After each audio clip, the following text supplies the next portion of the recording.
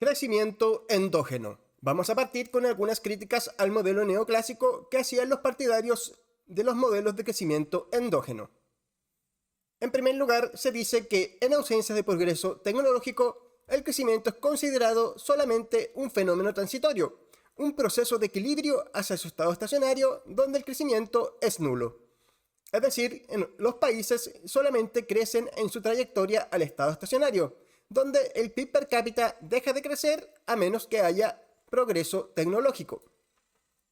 Por lo tanto, en el largo plazo, el crecimiento solo podrá ser explicado por el residuo de Solow, o la PTF, que cuando aumenta se produce progreso tecnológico. En promedio, la PTF ha sido responsable del 50% del crecimiento histórico de los países desarrollados. Es decir, el crecimiento se debe en gran parte a un proceso de progreso tecnológico exógeno e independiente. Y por eso este modelo también se conoce como modelo de crecimiento exógeno. Esto tiene dos inconvenientes significativos. 1. Es imposible analizar los determinantes del progreso tecnológico, ya que es completamente independiente de las decisiones de los agentes económicos. Este progreso es un dato en el modelo y no es un resultado del equilibrio. Y en segundo lugar, la teoría falla en explicar las grandes diferencias encontradas en la PTF de países con tecnología similar.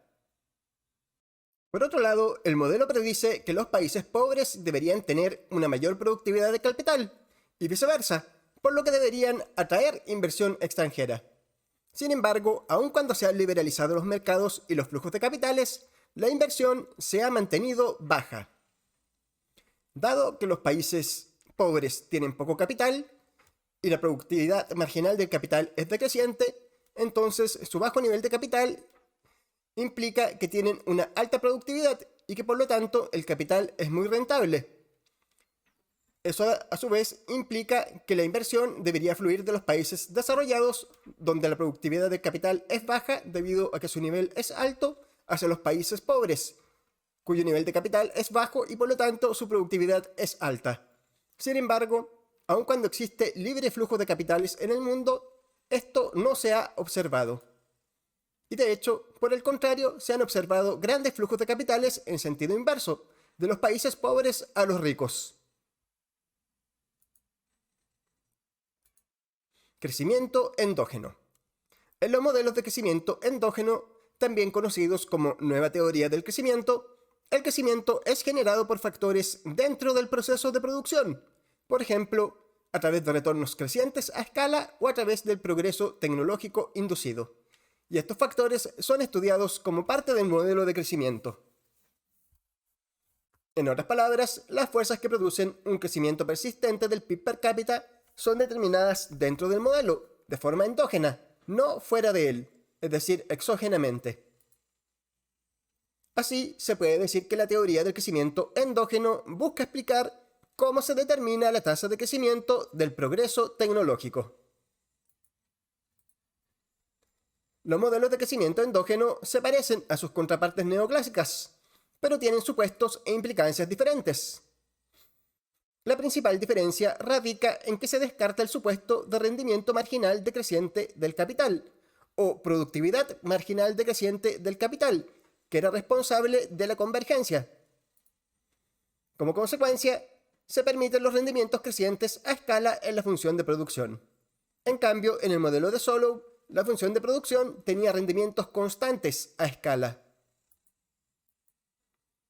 Se enfatiza el rol de las externalidades en la determinación de las tasas de retorno de las inversiones.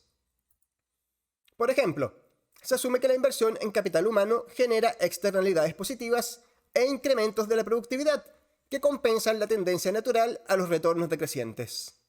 Es decir, pueden haber retornos decrecientes, pero cuando se invierte en capital humano, las externalidades que genera esta inversión compensan esa tendencia a que se produzcan retornos decrecientes. Por lo tanto, no se observan. Y a su vez, es posible encontrar retornos crecientes a escala en la función de producción. Es posible encontrar crecimiento del PIB per cápita en el largo plazo y divergencia del PIB per cápita entre países. Es decir, en estos modelos no necesariamente habrá convergencia. Muchos modelos de crecimiento endógeno se pueden reducir a la simple ecuación I igual a K, donde I es el producto, A es cualquier factor que afecte la tecnología y K es el capital, tanto físico como humano. Todas estas variables son variables agregadas. Algunas implicancias de este modelo. No hay fuerzas que produzcan convergencia.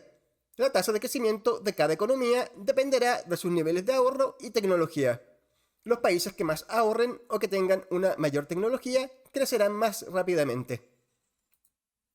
Aun cuando los países tengan características similares, por ejemplo países que tengan la misma tasa de ahorro, crecimiento de la población o progreso técnico, no habrá convergencia. Las diferencias persistirán por siempre. La única forma de que un país alcance a otro es creciendo más rápidamente. De esta manera, una recesión en un país puede provocar una brecha permanente entre su ingreso y el de los países de mayores ingresos. Además, se introduce el concepto de inversiones complementarias. Inversiones que complementan y facilitan el uso de los factores productivos. Por ejemplo, educación, infraestructura y investigación y desarrollo.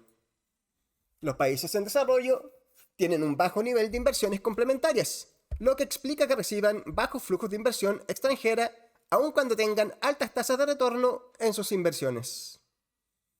Estas inversiones complementarias producen externalidades positivas, que no son capturadas por los inversionistas, y por lo tanto el nivel de inversión es menor al óptimo. Por ejemplo, una empresa extranjera quiere invertir en una planta de celulosa en Chile.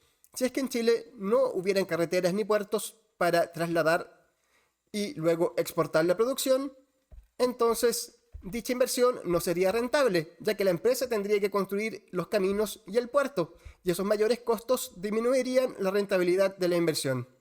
Por lo tanto, es posible que esa inversión no se realice, y que por el contrario se realice en un país desarrollado donde sí existe dicha infraestructura pública que facilita el uso de los factores productivos. Otra implicancia es que cuando existan externalidades positivas en las inversiones complementarias, los gobiernos podrán mejorar la asignación de recursos. Por ejemplo, pueden suministrar bienes públicos, construir infraestructura pública o promover la inversión privada en industrias intensivas en conocimiento, donde el capital humano puede ser acumulado para luego generar retornos crecientes a escala. Así, el progreso técnico es un resultado endógeno de las inversiones públicas y privadas en capital humano e industrias intensivas en conocimiento. Por último, se destaca que estos modelos sugieren que las políticas públicas deberían tener un rol activo en la promoción del desarrollo económico.